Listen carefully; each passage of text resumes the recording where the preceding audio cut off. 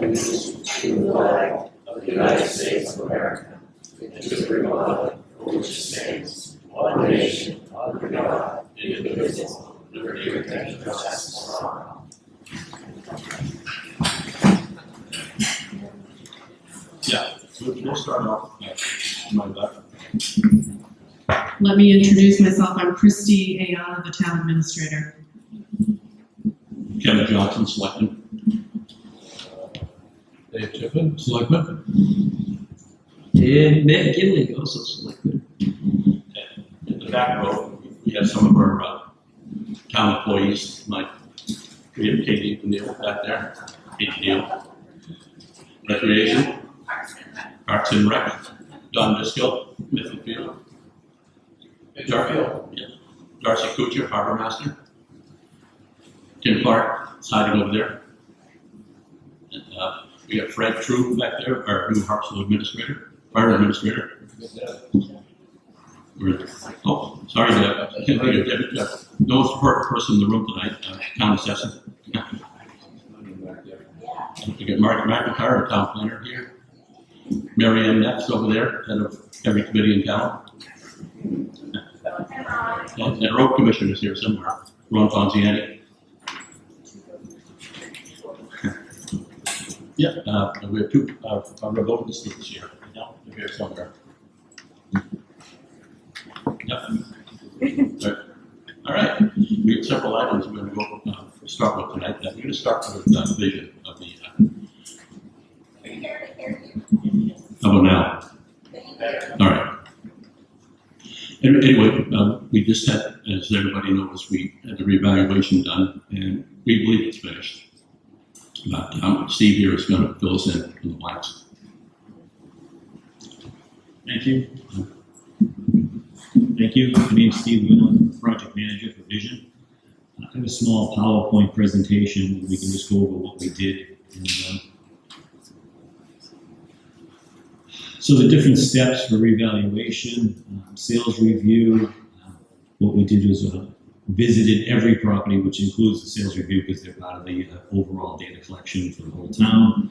Market analysis, again, we're looking at the sales and comparing them. The valuation part, the field review at the end, which is double checking the listers or people that are listing the properties, then supervisors will drive by the property later in the process to make sure that the property listers did a correct job or did it right. And then we have the informal hearings, which will be starting soon. Once you receive your new value, you have a certain number of days, which will be listed on the letter, to call and make an appointment and talk with a Vision employee. And that would be either by phone or in person in the town. So if you can't make it to the town, and for whatever reason, you can always call and make an appointment on the phone. And then once you get the results of that, everybody has the right to appeal further with the assessor's office. The data collection, we're reviewing for the exterior, styles, quality, condition of the properties, story heights, materials, year built, checking all the measurements, redoing all of them, and the topographic of the land possibly. So that was just a few of the things, most of the things that we're looking for on the outside. For the interior, the quality of the interior, the condition, overall condition, bath and bed counts, types of different floors and finishes for the inside we looked at, kitchens, baths, the heating, AC, whether it has AC or not, attics finished or basements not finished or whether they have them or not, other amenities, fireplaces, elevators, etc. that could add to the value of the property. So we were analyzing the recent sales. There was 225 valid sales. A valid sale is the seller and owner don't know each other. So we throw out all the relative sales that the seller and buyer know each other, same last names, zero amounts, $100 amounts, all those are tossed out. So those would be considered the 225, would consider our sample size, and they're researched and proven to be valid. Typically we do 2 years. Sometimes we talk to local developers to get more information. We're always trying to get more information only within Harpswell, not outside the town, so nothing farther with that. We're also looking at the income For income producing properties, which would be commercial properties, we sent out income and expense statements. And that would be asking, for example, if you own a warehouse but you rent it, how much are you renting the warehouse space for? And then we'd take that rent or that information and we'd apply it to the other warehouses. That's typically only done for commercial properties that produce income, and it's not used on any residential. The data collection, verifying everything that we can find out in the field. Buildings establish neighborhoods, so there's different sections of town which are a little more desirable than other sections of town, and then that's taken into account also. 3 approaches with value. The cost approach, which typically is price per square foot. If something happens to it, you have to rebuild it from scratch. The sales comparison approach, which would be the 225 valid sales that we had within the town. And then the income approach, again, used only for the commercial properties, but when we can apply it to the income properties based on the rents, we'll do that. Recent sales of vacant improved properties were all researched. Further along in the computer and out in the field, we actually visited all the properties that sold. Local building costs, we use a national source also, and then you fine tune it for the Harpswell area. That helps in any new construction. We look at that also. Sales of the older houses analyzed, determine local depreciation. It's always a tough fact, and obviously the new ones don't depreciate. You don't have as much depreciation on that. The land models based on any recent land sales and the vacant properties. So any sales and you had a bunch of land sales also, so we'll use that as our basis for the land values.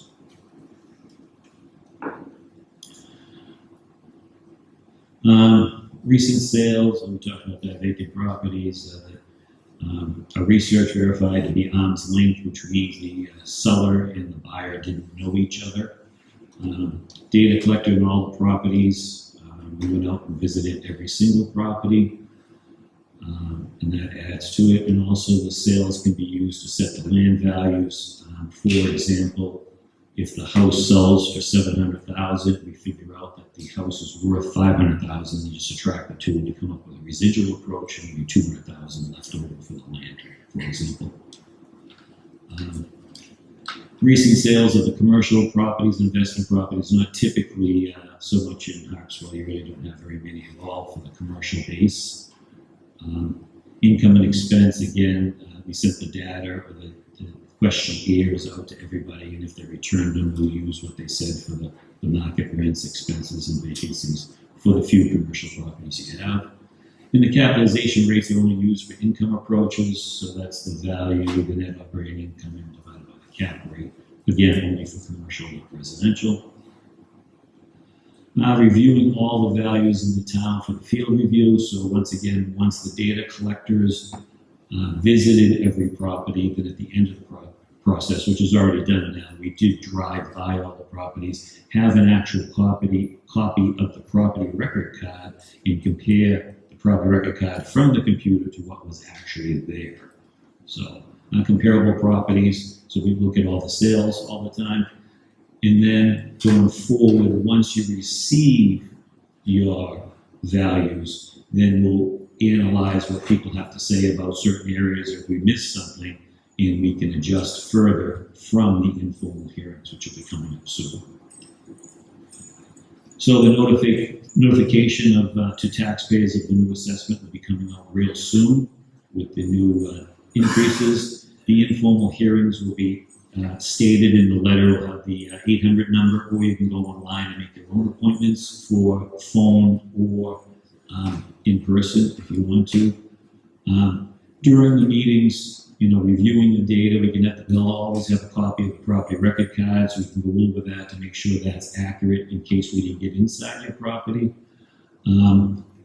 Discussing the comparable sales, we'll have sales books. Also online, it has all the sales too, so if you want to do some homework before. And present any information you feel is relevant or considered in the final value. Double checking any things like finished basement, not finished, finished attics, and any other thing like potentially any problem that you think would bring the value down. And then looking at the new rates versus the old rates, using the old versus the new, it's an increase of 49% is the median increase for all of them. Then you can break it down further. The commercial class went up 49 also. The industrial class only went up 15 because I believed it was starting at a higher rate, and the new cost did not justify going up that much. You just have a few of them. So there's 21 parcels, which is less than 1% of the total, all the total properties. Exempt properties went up 49. To the right, it shows how many parcels. There's 159 parcels, and that's 3% of the overall total number of parcels. Open space went up 68%, 43 parcels out of your total.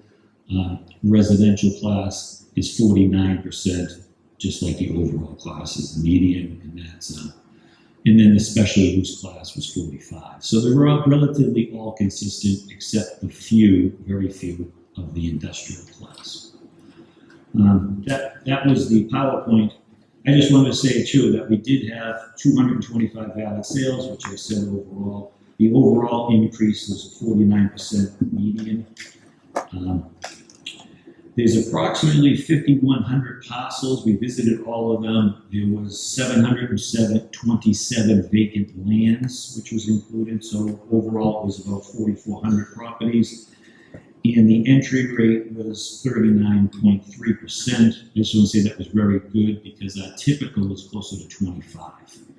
So we got, so that's, 15% higher than our average for our company, based on the help from the assessor's office and the PR that was put out. So overall, we had a really good entry rate compared to most places.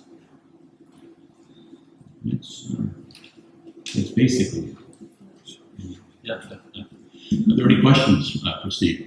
Yeah, want to slide up to the mic? If you can hear.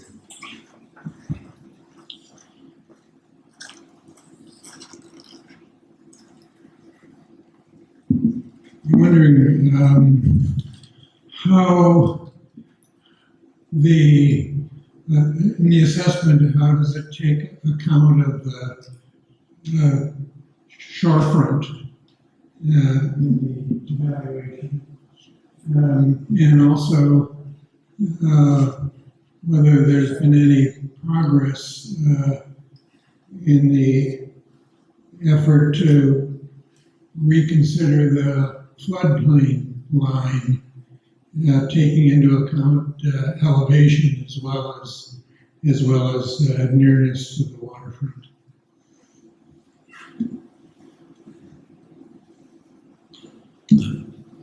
I'm not exactly sure about the floodplain taking, so we'll take into account if the property floods on a regular basis, or, it depends on how long, if it's a 100-year flood or what the problem is. And that is taken into account. There was a line that was drawn. Right. It is. Most of the properties, the ones that are close to the elevations documented by a surveyor. I don't know if in your case that is the case. So the elevation is part of the. It's not a part of the evaluation, though. But it is part of the floodplain line. Yes. A lot of the markets, Debbie, the assistant agent, a lot of the properties that are sold have indicated in the flood zone or not in the flood zone. So the majority of the prices already indicate the flood zone in the sale price. So with the adjustments and the assessment, we don't normally do any adjustments for that because it's already in the sale price. So the sale price of the neighborhoods would indicate the areas like flood area more, I think. But not really making adjustments due to your area flooding because the sales would be, that's what we have to base it on, is the sales of the market of the town. Yeah. Mr. Rosenberg, could you go up to the mic so everybody can hear you? I guess that really reflects your insurance more than assessments. That's right. Right, so that's what we don't get involved in. insurances, so they're not getting all the insurance. And there was an effort to get the federal, the FEMA, I guess, to reconsider the line of the floodplain that did influence insurance. So you are bringing up a good point. FEMA has finally approved our flood maps in Harpswell, and the voters had to adopt those maps, which they did. And FEMA recognized some of the additional work that Harpswell paid for to have some of these, I guess, transects, they're called, reevaluated, because the thinking was that FEMA used a really broad brush with its modeling and swept a lot of properties into the floodplain. And so the town did this additional work, was much more, I think, detailed modeling, and it did remove some of these properties from the floodplain. I think the point you're trying to make is whether or not a property in the floodplain gets any adjustment in its assessed value. And I think what I'm hearing from Vision, the company that looked at this, looked at the town and our own assessing department, is it's based on the sale of the property and the properties in the neighborhood. And some people want to buy a home that's close to the water, and they may or may not need insurance. So it's a complicated matter. The new FEMA floodplains come into effect if the property is damaged and you want to rebuild, then you are limited in certain things that you may or may not do, including elevation issues. So I'm trying to respond to your question in sort of a roundabout way. Thank you.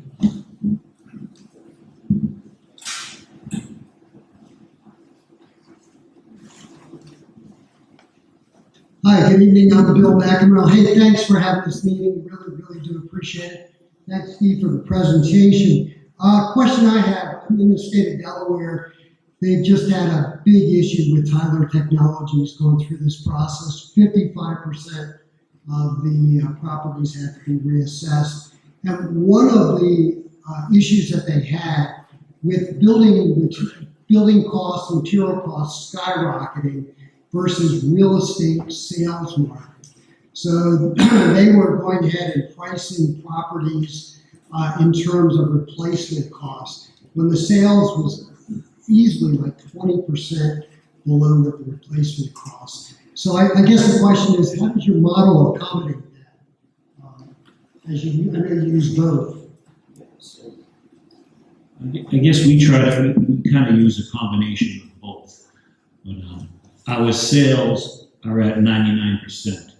So if they were substantially higher on the cost side, then our ratio wouldn't be at 99. And the reason you go up to 99 would be because it's an increasing market and you don't want to do this or pay for this again anytime soon. So you hope that the 99 holds, and if it's 5% a year, then you have some years in there. So with the ratio, that kind of tells us. And then not only that, but we break it out. Once we get the ratios and we get the data set up, then we'll break it out by style, location, lot size, building size, year built. We do it 100 different ways, and we see if they all fall into a range. And it ended up being at 99. So I think it's that close to the sales. So that would tell us that our costs on overpricing it would be high. Thanks. Do it.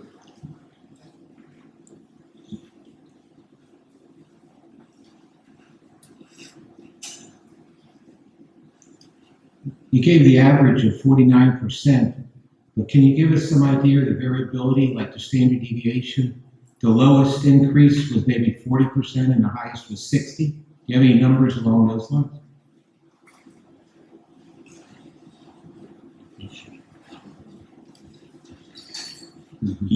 I didn't bring those numbers with me, but if you talk to the assessor's office, we can supply the assessor's office with that. But yeah, it was a median.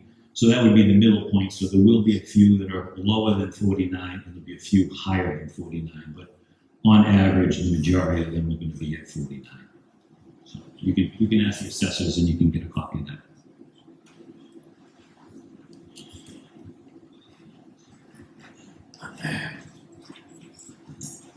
Yeah, thanks again for having this meeting. On the cost approach, the replacement, I'm wondering if there was one figure you used on replacement cost or building cost, what that figure is.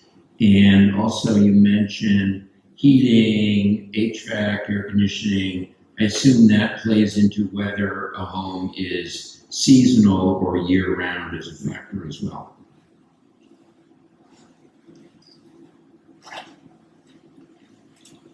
So yeah, absolutely. So if you don't have a heating system and it's seasonal, then obviously, if somebody wanted to make it year round, they're gonna have to buy that. So that is taken into account with everybody's property. Just like if you don't have AC, then it's nice to have it, but if you don't, it's not for free. So it's going to be included. So each little thing does add a little value, but then all the little values do add up into the total. So what was the other thing? First thing was the building cost, if there's a figure. No, so Square foot figure. we can get that. We can give that to the assessors, and it's public. But there isn't a standard figure. Each different style of property is a different price. Now they're all pretty similar. For example, we'll just pick a number. Ranches might be $175 because a ranch maybe isn't typically that fancy as far as the inside, the quality of the building. But then if you go up to a colonial, that might be a little bit nicer on the inside where it might have built-ins or crown molding, and that might be like $185 or $195. So it's picked up depending upon, just like using an example with a commercial, a metal warehouse might be $45 a square foot, but a bank might be $200 a foot. So depending upon what the use is and what type of property is, it dictates that. But that rate goes through. But again, if you had a ranch that's falling down in poor condition, and it would start out at the 175, then depreciate way down. And then on the other hand, if you had one that's totally been redone, it would go up because they spent the money to bring it up to today's standard. That would be.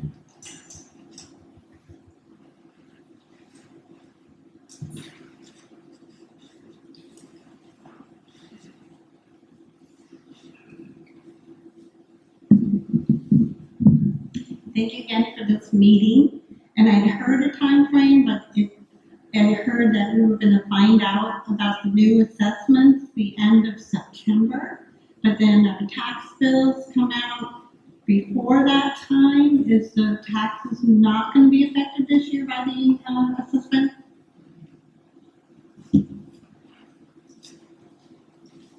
Basically, we just sent our information to Vision this afternoon, and they are going to start doing the mailing tomorrow. So the mailing will be mailed tomorrow, but on Wednesday, we will have online and on their website, we'll have the new valuations and the data so you can review it as soon as Wednesday. For those that are, the mail does take a little bit longer to get to, but we'll have it on our town website, linked to the Vision website. So, and we'll also have a copy of the letter that we're sending out, a sample letter of what we're sending out to people with the phone number on it, with the dates of when the hearing should be starting next week. Yeah, so you get your letter mailed out Tuesday, Wednesday, Thursday, Friday. You'll be able to set up meetings or hearings. A lot of people do the information over the phone because they can look at the information online. If you have multi-properties, you'll need to, you can review it online, and if you have concerns, you do need to call, and on your letters will have your PID numbers, and you just have to indicate your PID so that they know the locations. My letter's going to go to Florida. That's what I'm saying, if, you gotta have it online. So if you are able to get a computer, or you can come into the town office, we'll have the information, we can print your property cards also. At the Harpswell website. This Wednesday. Wait, what's today? I think Tomorrow. this is a good point to be raised, that it's a very condensed schedule. It's like a 2-week period, and we would encourage everyone to go to the website on Wednesday, because that information is going to take a while to get to you by mail, It's being mailed out of Massachusetts, I believe. So again, I would go to the website, and it's a 2-week period in which you can schedule and make this appointment and hold the appointment.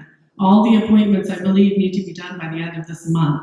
And this will impact your 2026 tax bill. But we are encouraged that the mill rate will be going down. It's been $6.66, and we're looking at something slightly below 5, perhaps. These are all preliminary figures, but you should look at that assessed value, and you should contact the 800 number to get your questions asked and answered, because it's a short period of time in which you can do that.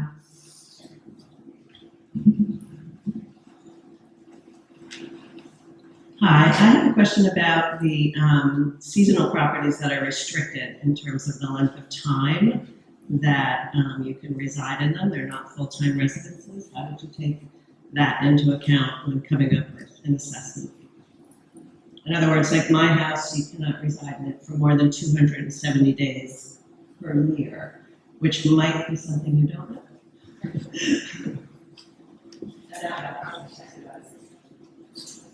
So yeah, that would affect the value. So I suggest that in that case, you come in and talk to us about it, because possibly we didn't know that. So we're valuing it, like a seasonal cottage, typically maybe one that doesn't have a heating system, et cetera, et cetera. So the amount of time you can stay there would be relevant, and that would be a good example of why to make an appointment by phone. Also, I just want to add that when the values hit the website, there's a real good sales search built into it. So, for example, if you had a ranch, you can type in ranch, and it'll give you all the sales that were used in the last 2 years just in Harpswell. Then there's other adjustments to make. For example, if it's 1,000 square feet, you could put in a range, give me 1,000 to 1,500 square feet, and it'll give you that range. So there's a bunch of different windows like that, and that's all the sales that were used in Harpswell are right online, and you can search for yours or anybody else's. Also, you can look up any property in Harpswell, their value by name or address, etc. So it's all going to be out there.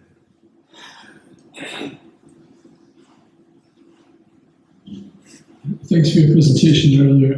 For properties, Harpswell is a community with quite a few offshore island properties as well, which are notoriously hard to value because there aren't as many sales. I just wanted to see if you could tell us about the process of that and how you assign values for that. And there's not a whole lot of data, and if you feel that those are as accurate as the properties on the mainland.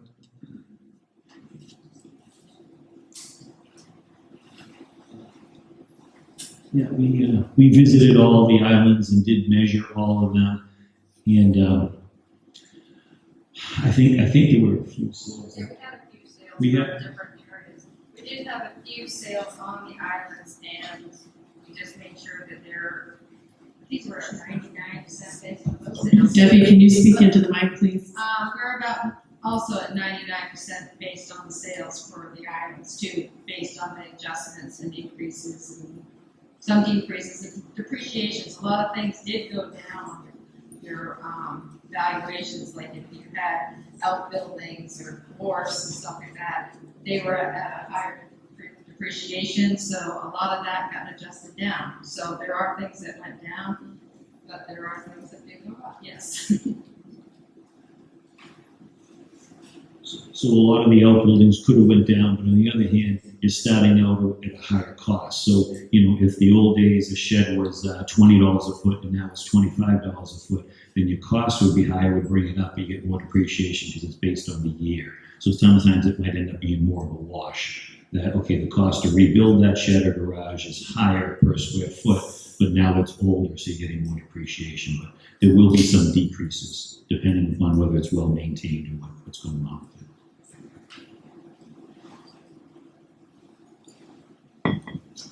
Hi, thank you for the presentation. The question is, if the valuations go up by 49% and the mill rate is only going from 6 to 5, say, it's less than 20%, that sort of indicates a windfall for the town. I mean, is the town expecting a big surplus through this process? No, I mean, we're bound by law to only collect monies for education, the municipal budget, the county budget. The select board's allowed to set the overlay component, but we're not spending any more money. The 2026 budget was adopted by the March town meeting voters, and that's the budget we adhere to. So we're collecting enough to fund those responsibilities, but we're not developing any surplus on the basis of this revaluation. I think the figures we looked at just today, the mill rate might drop about 26%, but this is all preliminary because these hearings are going to happen and there may be some adjustments, so we really don't want to give a very specific mill rate at this point.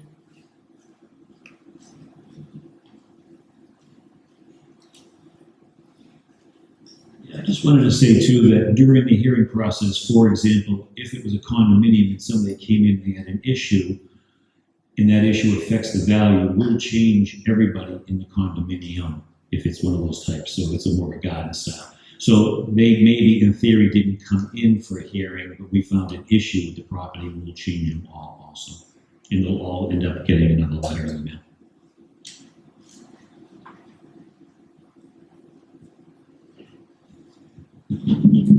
Anybody else on this? No? If not, then we'll move on. I believe Mary Ann's going to speak on water and septic studies that are about to happen.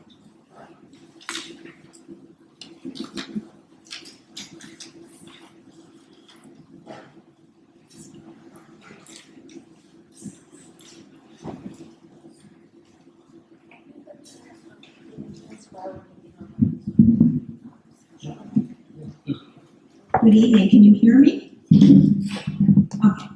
I think this will work. Over the last 2 years, Harpswell has received funding for 2 projects. I'm sorry? A little louder, Mary Ann. All right, we'll try this again. Closer.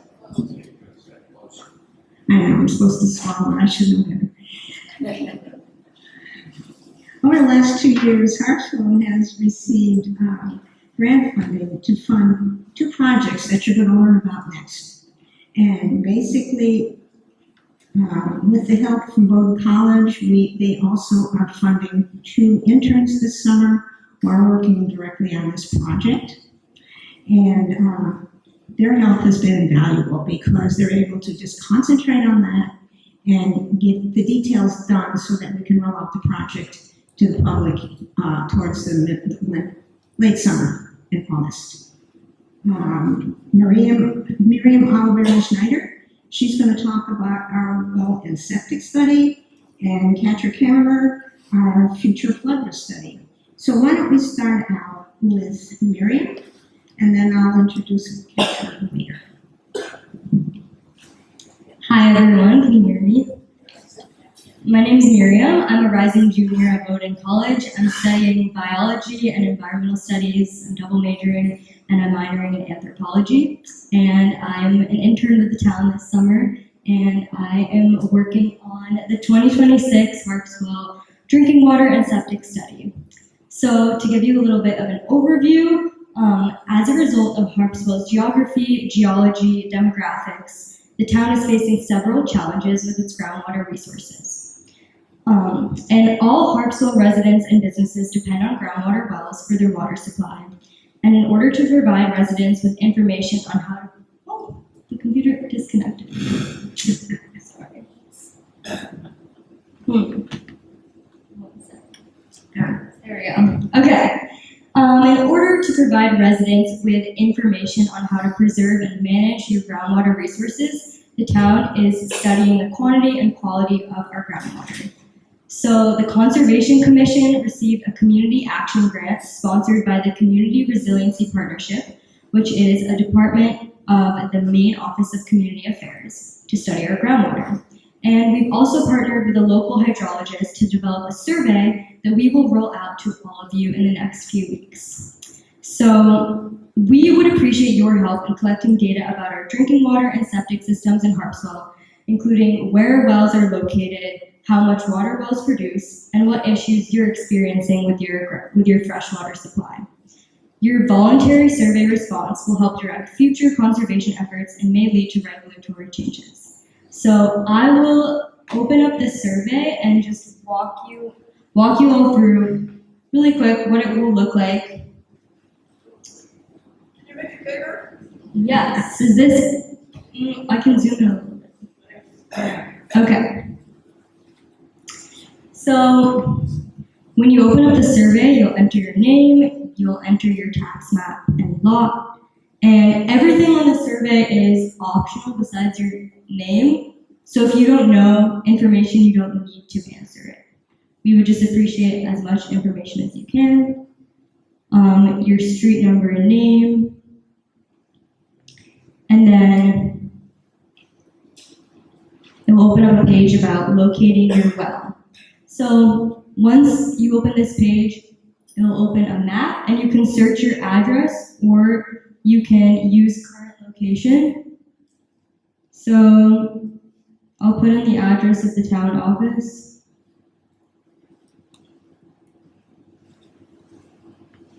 And it will zoom in on your property location, and a blue marker will locate, it will be placed on usually your property, which is not where your well is, so you'll have to move it yourself. So if you know where your well is, you just click in that location and it will move the blue marker. If you misplace it, you can delete it and replace it. Then it will ask you questions about your well. Like what year was your well constructed, if known, well type, well use, and then it will ask you about your water quality. Have you ever had any issues with water quality? Do you have a water treatment system? And then next, it will ask you about your wastewater system. Same deal as the well page. You can search your address and locate your your septic system on your property.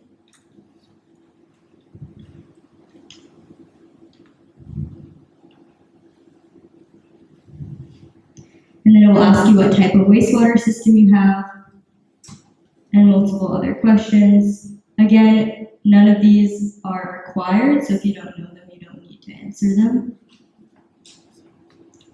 And that's it. It's a very simple survey, and we'll hope to get it to you in the next few weeks, if not sooner. So, thank you. Yeah. Email or mail? That is a really good question. We're suggesting email. Yes. If that's not possible, we could mail it, but ideally, if you do email, we have it electronically. If it comes in the mail, it has to be hand entered. I think it asks, excuse me, I believe it asks it in the form. Oh no, Marin, I think they're asking if we are going to email them or if we're going to mail them with the survey. We are going to introduce this a number of ways. It's going to go on the town website. There's a town bulletin that usually goes out, I'm hoping, with the tax bills. And that will introduce the project with all the ways to find the information. The information, the format itself will be on the town website. Did I cover everything? When does it go live? We don't have an exact date for when it's going to go live. We're aiming for next week, but it might be a few more weeks. What's the goal? I would say around the beginning of August, to tell you the truth. Is the data from the survey publicly available, or is it kept within the town? I'm sorry, I heard the question, whether the data would be publicly. Yeah, you want to know if the data is going to be open to the public. Actually, I believe the data showing the location, but not necessarily the information about your concerns. Yes, that's true. So in other words, whatever is public information by the state. So for example, I might have a concern in my well about quantity. That information would not necessarily be part of the database for public use. We would then take that information and compile an overview of perhaps certain sections of town that had this issue, but it would never be pinpointed at any one location. So what is the goal for this? Once you collect this data, where You want to go up to the microphone so we can get the question? And thanks for having me.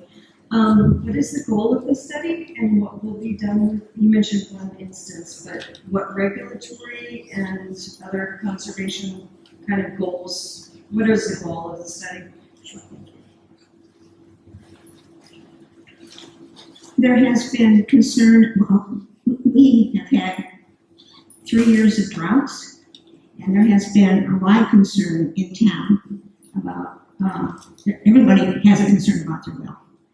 And part of the comprehensive plan talked about doing a survey of wells as well. So the idea of this is we are going to have more information. We might come up with some specific thing we're not thinking about that people are concerned about. And that would lead us to maybe take some corrective measures. I can go back to the first one of these studies was done, I believe, in 1984 with the Gerber-Rand report, at which time, and then we did it again in 2000. Those surveys showed that people had really strong concern about salt in their water. And that prompted enough interest for the town to get a grant to have people be able to do water tests and get that tested. So at this point, we're at the survey area, and I think once we get the information back, we know generally what we want to know, but it might point out some other larger concerns that we're not aware of. Is that helpful? There are also concerns about water quality, including public health and quality at public beaches, and quality or like failing septic systems affecting commercial shellfish harvesting in public water. So we're just hoping that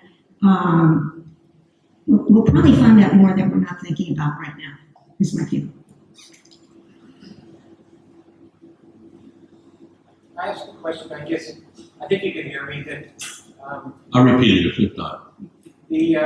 Suppose you have a well and then you're part of the community system. Will that be covered by the survey? Is it placed, put into two sources? If it's a community well, is that what you're asking? Well, there's two questions there. If you're part of a community well, I believe, we'll have to check that, Miriam, if that question isn't part of the survey. And if you have more than one well on your system, some people have wells they're not using any longer and they've been abandoned. The state would like to know about those as well because they would like to begin putting monitors in for, especially those that were lost due to seawater intrusion. And they may not be used, but they could be a place to be monitoring because with sea level rise, that could also affect more seawater intrusion further into a property than it is now. So, and I believe you have, so you're going to be asked to do a separate form for each of your wells. Or each of your septics if you have more than one. Did that answer the question? I think so. Good. You're always welcome to go to the,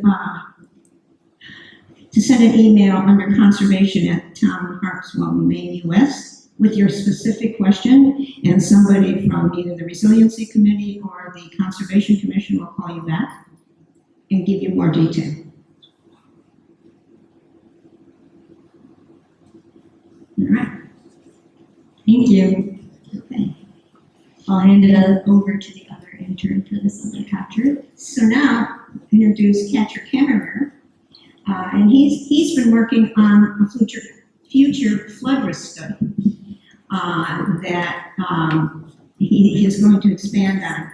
Just as an introduction, as you know, we have 216 miles of shoreline, which we talk about all the time, and it also Harpswell contends with a certain amount of coastal flooding on king tide storms. The severe storms of January 24th, for example, when Catcher brings it up, it has a familiar site on it. We'll show kind of what had happened with 70 mile an hour wind gusts and up to 3 feet of storm surge. Then we found out the storms came from a different direction that year because they were winter storms, and it affected a lot more working waterfront and residential docks and floats and properties.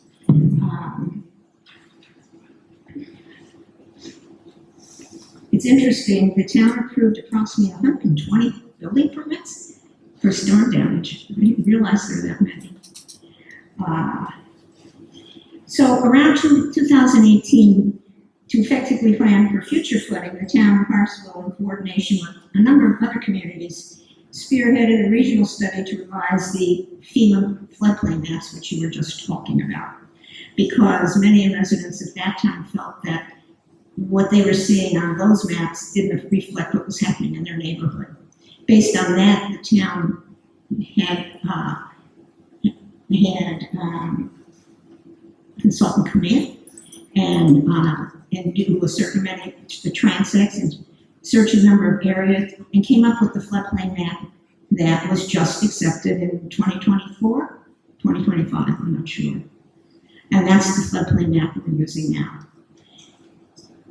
The problem with that is the FEMA floodplain maps look at historical, they build on historical storms. So the town is recognizing the need that we want to be able to model what is going to happen in the future. And the data that we get on the FEMA maps does not accurately show that. In some cases it shows more, in some cases it might be less. So we, with Grant, worked with Stantec to develop the program that Catcher is going to go into that actually is going to be user-friendly. It's going to be online and available by the street address. And it's also using more up-to-date data because they did more LiDAR flyovers than recently compared to what the other ones were done. And you will see that the newer storms produce substantially different scenarios. So basically, the Climate Council is asking towns to prepare for 1.5 feet of sea level rise by 2050 and 3.9 feet of sea level rise by 2100. Harpswell is a climate resilience partner with the state, and we have been using this data, these predictions, as we've done engineering studies for the last 4 years. We have had the ability with grants to study particular areas of town, roads in town, to see how they're going to be affected.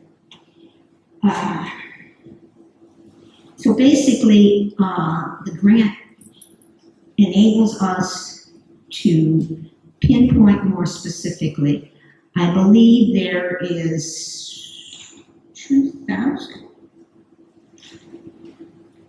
The number of transects is 2,500. 2,500 compared to the 200 we did before.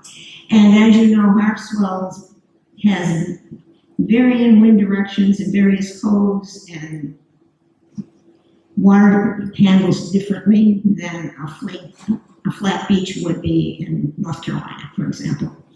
So this project is going to be more specific to your area of town, and it will allow you to get a sense of where you're at and how you how you're going to fare, basically.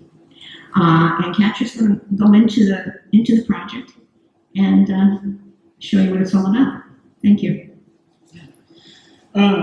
So in order for members of the public to actually interact with this tool, I've been working on what's called a story map, which is essentially microphone closer. Thank you. Which is essentially an interactive web page where you'll be able to do things like look up your own addresses and see all of the data that's been modeled by Stantec. Marianne just went over all of that information as far as sort of some of the background that's on the story map, and then there will be some instructions for you to reference when you actually go in and try to access the tool. And then down here is, so Stantec has created 9 maps. They're still doing some quality control, and they haven't released the final versions of these maps to us yet, so take everything with a grain of salt. But we're hoping to roll this tool out soon, ideally by the July 30th Select Board meeting. And so what they're mapping out various scenarios, combinations of the like the storm surge and sea level rise. So say like a 100-year storm and 4 feet of sea level rise. And they're sort of taking the intersection of the storm severity and sea level rise to design to understand different storm scenarios. And the one that I guess that FEMA maps cover is a 100-year storm, no sea level rise, and so Stantec modeled that scenario, and one of the ways that you'll be able to use this tool is to slide back and forth between the FEMA maps and Stantec's maps when you go in and take a look at your address. So there's a search bar at the top. I can type in, I was talking with some people in the office earlier, and we decided we'd look at Mackerel Cove landing during for this example, and it will zoom in and locate a pin precisely where you've searched, and then if you zoom in a little further, then you'll be able to compare, use this slider to slide back and forth between, here are the town's existing, the effective FEMA maps updated with the letter of map revision from 2024, and on this side you'll have the Stantec maps, and you'll be able to compare the two. Right now, Stantec's maps are a lot blurrier if you zoom in than they will be when we finally release them. That's just due to some technical hiccups that we're still working through in the town office, but that will be fixed by the time the tool is released. So it'll look something more like this, where you'll be able to see the individual pixels. Right now, the only kind of file that we've been able to upload into the software is akin to basically a Google Earth file, which the resolution doesn't improve as you zoom in, and so we're working on fixing that issue. But you'll be able to, zoom in and out and look at the information that's relevant to you around your address. You can turn on and off different layers of the map that Stantec has modeled, a few different kinds of flood data, so you can sort of isolate those and their explanations of what each of these layers mean in the story map, so you can go and reference those. And Stantec was able to provide their own language to explain exactly what the layers are referencing here. One thing, there's not a legend right now for Stantec's layers, that's just another shortcoming of the kind of file that we've been able to upload into the software so far. But there will be a legend to clearly show how many feet of wave run up or what the extent of the flooding is going to be. So you can reference that as well in this tool. Marianne and I are welcome any questions. I've got a quick one. Yeah. Can you kind of back out a little bit and give us any kind of broad brush strokes about, what the new data shows in terms of the impact of Harpswell as opposed to the old FEMA data that you said was not as accurate, so we can kind of get a sense of what this really means and how important it is? Yeah, I don't want to say too much right now, in part because they are still finalizing. They are running quality control tests. So, and if Marianne wants to speak to this a little bit more. I'll only mention that every time we make a small change with them, they have to rerun the program. And I didn't realize how long it takes to rerun that program because of the size. It takes almost 24 hours to rerun whatever change they made because of all the transects. So the interesting thing, though, you will find is when you see the transects, they're going to show as little lines on the location, and they're going to be positioned to show wind direction as well. So, for example, Nathan, where you have property out in the bay, it might show a transect, and it would show the direction that wave runoff would probably occur from. So that's a little extra feature that you wouldn't normally expect, I don't think, to see in something like this. That's just kind of an overview. Yeah, and one thing I forgot to mention now that you bring it up too is that you'll be able to click on individual transects near to your property. So right now they're showing up as these like purple dots in water, but it'll come up with a table. I guess this is, yeah, it'll come up with a table containing some of the data for all 9 of the flood scenarios that they incorporated into their modeling. And there's going to be more instructions as to how to interpret that in the story map itself. So that's just another helpful aspect of the tool. Would you please come up? It's just that I know, it's a pain in the neck. If I had a hand microphone, I'd give it to you. I think you already mentioned this, Marianne, that the FEMA data is historical, based on, I think you said 100 years. I think they do 100 years. They do 100-year storm and 500-year storm as well, but I don't believe that there's a lot of 500-year storm. How far back do you go? Well, this is basically the frequency with which we would expect a storm to take place. So like a 100-year storm should take place on average once every 100 years. A 500-year storm should take place. So that's your FEMA database, okay. So with Stantec then, you're just looking at what, the past 5 years, is that your data? I'm trying to get a sense of the data you use for FEMA versus the stuff you're using from Stantec, and how Stantec modeling has been verified maybe in other systems as being a good predictor of this type of thing. Do you have any examples in any other cities where this problem is being addressed with this technology? Do you have something to say about so, well, I mean, so Stantec is incorporating more recent storms, which had some unique characteristics that the historical FEMA data wasn't able to account for, but I can't speak to where specifically Stantec has worked in the past. I don't know if you need to vouch for their track record. Yeah, and I think this happens to be in coordination with the FEMA maps. However, we were looking at it from a resiliency standpoint of what we can expect at each part of town.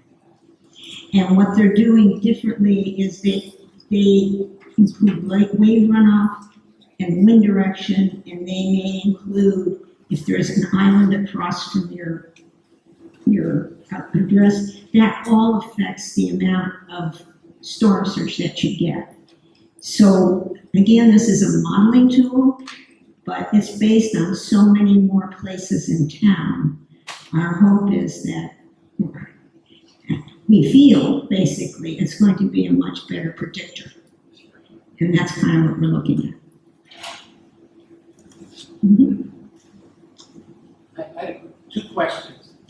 I think Miriam said that planning basis for 2050 is a 1.5-foot increase in sea level. The first question is that from today or is it from 10 years ago? And the second question was, I thought I heard you say 29 feet, but is it 2.9 or what was the planning basis?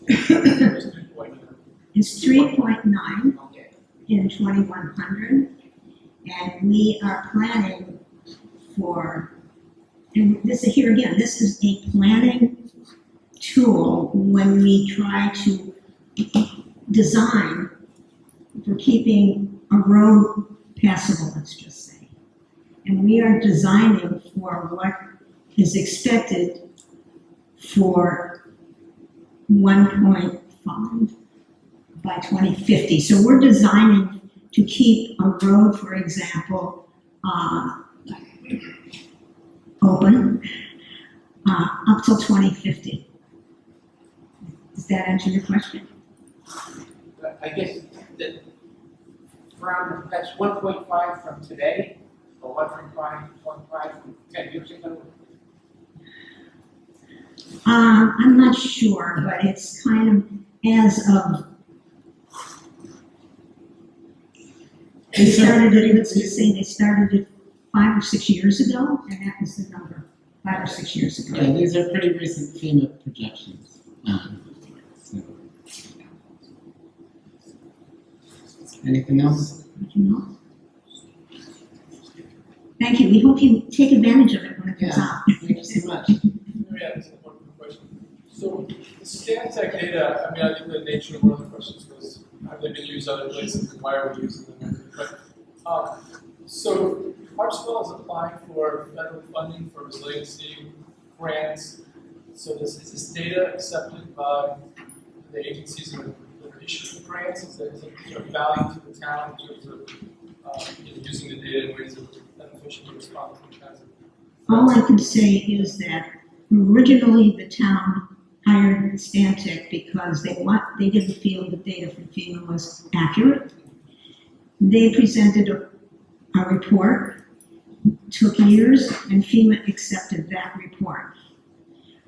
What we're doing isn't really directly affecting FEMA. We're thinking it from a different viewpoint.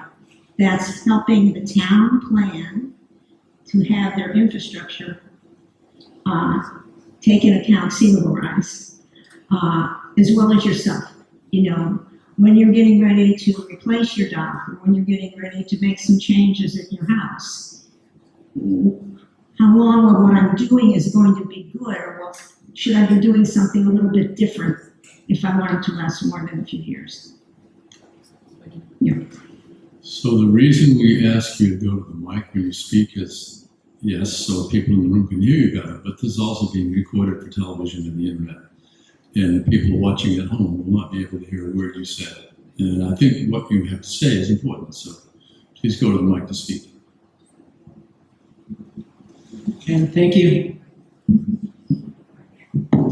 All right, any more questions on this subject? Water and sewers out of the way. I'll give you an update on the emergency service building and the recycling building. We have two projects coming up. I'll give you a timeline right now on the emergency services. No, you're here. The town hired Port City architects to put together conceptual drawings and cost estimate. Voters approved $6 million bond in June 2025. Then the town hires a construction manager, Wright Ryan, with a great reputation. Early estimates indicates additional funds may be added to build a concept design.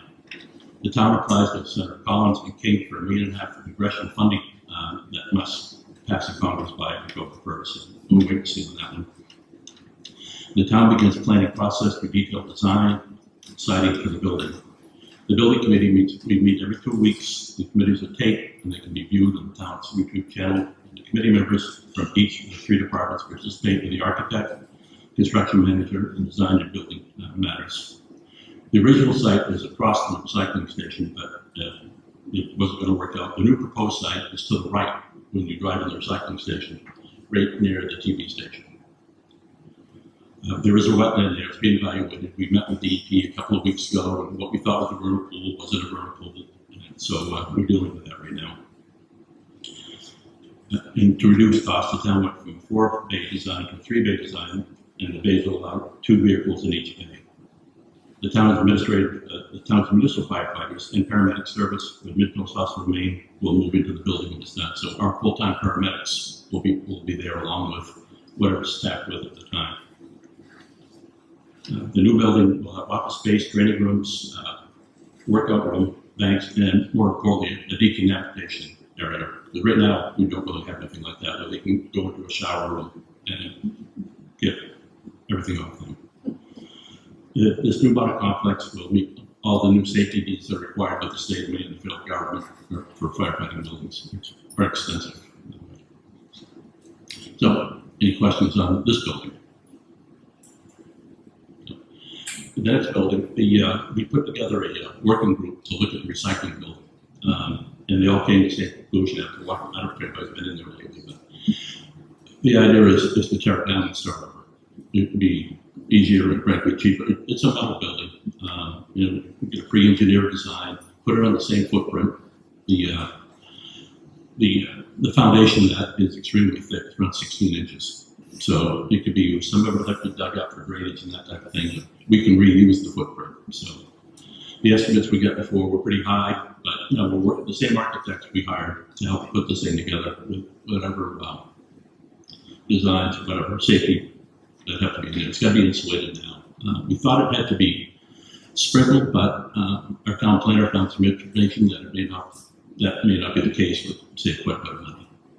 So those are the 2 biggies. We do have the money put aside, we think, for the recycling building. I would say for the full amount. It's been put, the last 10 years we've put it aside. So, any questions on $7 million? Yeah. Oh, on the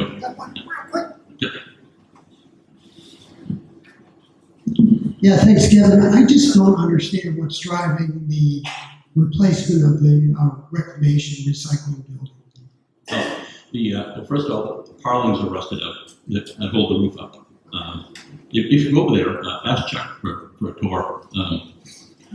You know, we talked about saving it, and then the people in the working group, there are 2 engineers, and you get 2 engineers and they agreed. So it tells you something's going on. And one of them's another guy's a commercial builder, myself.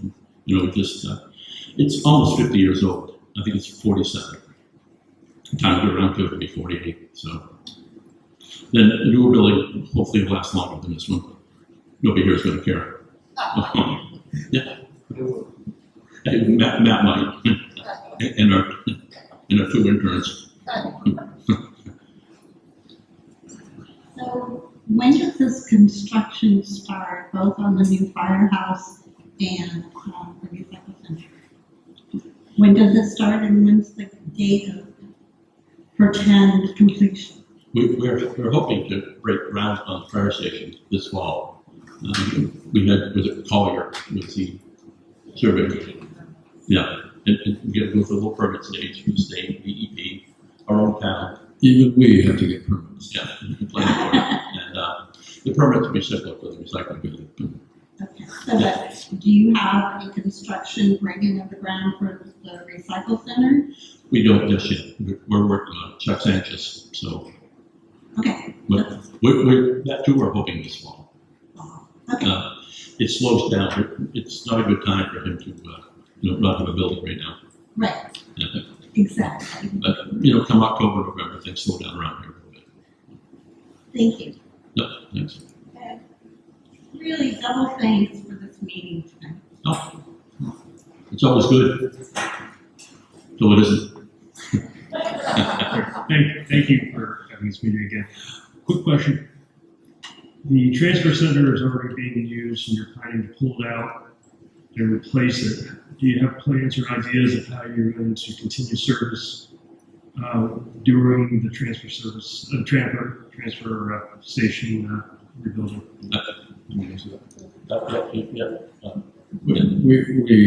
We went through replacing the compactors not too long ago, and Chuck was able to arrange dumpsters and so that you'd hardly know that anything was going on.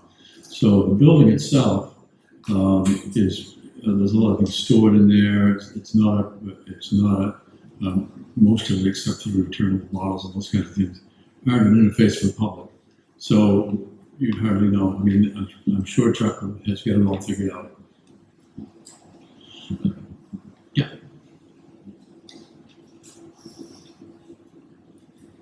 Hi. What is the cost? You said the money is set aside, and I'm wondering what that cost is. And then my second question is... For the recycling? Yes, I'm sorry. Yeah. You have that number, Chris. While you're looking that up, I'll ask my second question. I'm assuming the architect that you've had design this is someone who is experienced in designing sort of the most recent type of recycle center equipment and so on, so that it does have a longevity? They do have some experience. But most of the equipment, like David just said, is kind of it's outside the building, the compactors. So that's not involved in them? No, compactors. Not they really replaced. are. And, we recently had three-phase power run down the mountain road.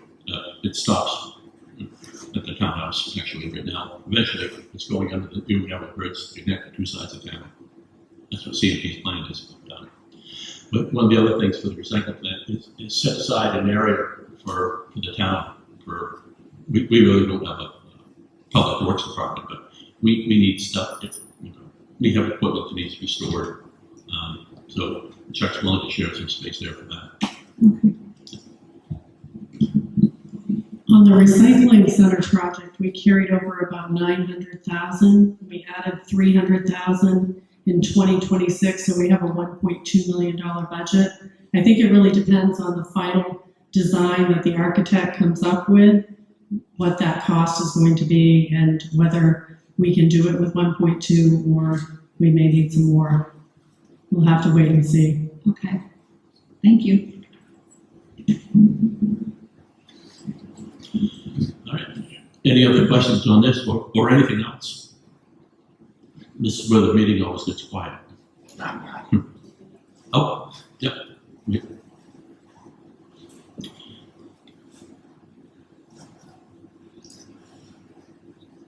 On our earlier, everybody keeps saying a 1-800 number, but nobody's telling us what the 1-800 number is. And I'm going to be calling the town hall tomorrow, asking what the 1-800 number is. And I'm going to be in the vortex because I'm here, the letter's going to go to Florida. So I need that 1-800 number. What is that 1-800 number? The assessing folks have left the room. I would say call the town office. We will have, that's a local number, and we can put you in touch with that. The sample letter will be posted on the website. I heard the assessing department say that. So within the next day or two, that will be a very well-known number, but I don't have it off the top of my head.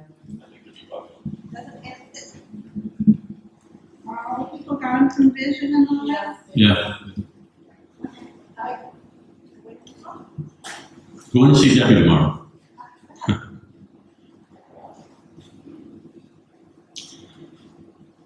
Katie Neal for Parks and Rec. I only have fun updates, so I thought I would end the meeting that way. Also, a quick thank you to Catcher and Miriam. Very brave of you for presenting in front of all these people, and you guys did a great job. Just a couple of updates that are happening in my world. Obviously, we opened up the boat launch at Mitchell Field, which has been a great success, and lots of folks out there enjoying it. We have the lobster boat races coming up on July 26th down at Mitchell Field. You should definitely come out and check them out. They're offering a new grand prize this year of $1,000, and the funds raised goes to the Santa Fund, an amazing local nonprofit organization. In the celebration of the 250th, we have a town-wide history scavenger hunt, which I included some of that information over there. Colonial Days this coming Saturday in Harpswell Center, which will have some reenactors. I'll have some children programming going on in Centennial Hall, reading of the Declaration of Independence, food, good time. Ongoing free Tai Chi and yoga classes this summer. Bandstand concerts on Thursday evenings at 6 p.m. And also over on that table, we updated the hiking guides to reflect all the new trails and have a hiking club in partnership with the Land Trust. So lots of stuff going on and a great excuses to get outside this summer. Thank you. No one can be mad at that, right? Sometimes. All right, before we close, anything else? Whatever's on anybody's mind, except for Dawn. I will add that we no longer lock the gate at Mitchell Field because the boat launch is open. So if you want to go enjoy the sunset, knock yourself out. Everything's nice. Yeah, thanks, Dawn. But don't knock everybody else up. No. Okay. If there's nothing else, I'd say we're adjourned. Thanks, everybody.